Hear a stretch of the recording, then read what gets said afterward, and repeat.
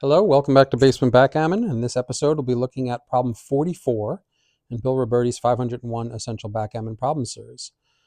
This is a interesting roll that we have here. Red has to play a 5-4 with this position.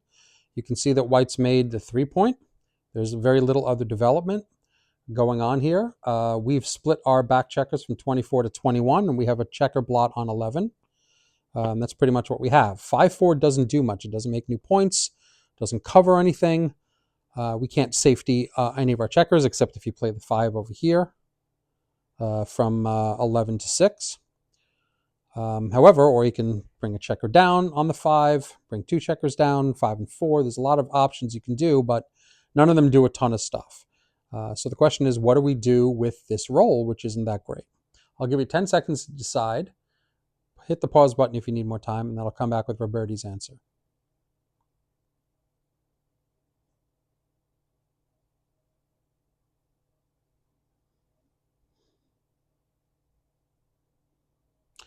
All right, we're back. Now, Robertie's answer is to play 13-8, 24-20.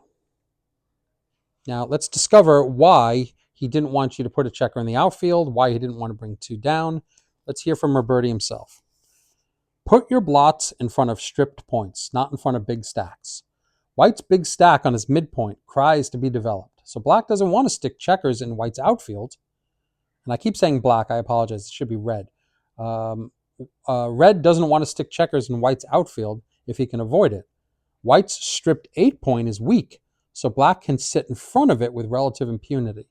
The right play is 13-8, 24-20. So what is Robertie saying here? It's actually a really great observation, which is that if your opponent has a ton of builders, the natural inclination is to use those builders. If your opponent has a stripped point, the natural inclination will be to keep that point, not to break it. Now, of course, if white rolls a 3-1 or a 3-3, they're going to come in with this point, granted. But if white rolls, let's say, a 3-2, they may not feel the inclination to hit and pass because that'll leave a blot. They may not feel the inclination to do something like this because that'll also leave a dangerous blot. So you're a little safer in front of points that don't have extra builders than you are in front of points that do have extra builders. That's the real takeaway from this lesson. Let's see what XG has to say about it in just a moment. We'll be back with that video. We're back with our XG analysis. Black to play a 5-4. Pip counts are white at 159, black at 162. We have to play a 5-4. We're about even in the pip count. What to do here with the 5-4? Robertie said 13-8, 24-20. And XG says exactly the same. I've done this variation with all of the match play variations, and it's the same each time. Let's take a look at the table to see how much of an error it is to do anything else. And it's a fairly big error. It's almost 5% to do any other play. 24-20, 13-8. In fact, 24-20 is in the top 2.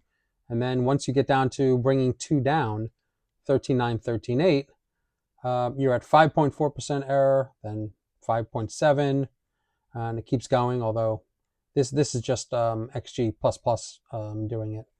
And then we have a different roll with a lower ply analysis. But this is the appropriate roll to do for the reasons we discussed. I want to thank you again for watching. We're at 250 subscribers as I'm videoing this. We're trying to get to 500. I'm going to give away a free dice box from Jeremy Talon in France with 4 precision dice in it. Please tell your friends, like, subscribe, and hit the notification bell if you want to be notified of new videos as I upload them. We're doing 1 a day until we've run through the whole series. This is 44. We're coming up with 45 tomorrow. Thanks for watching.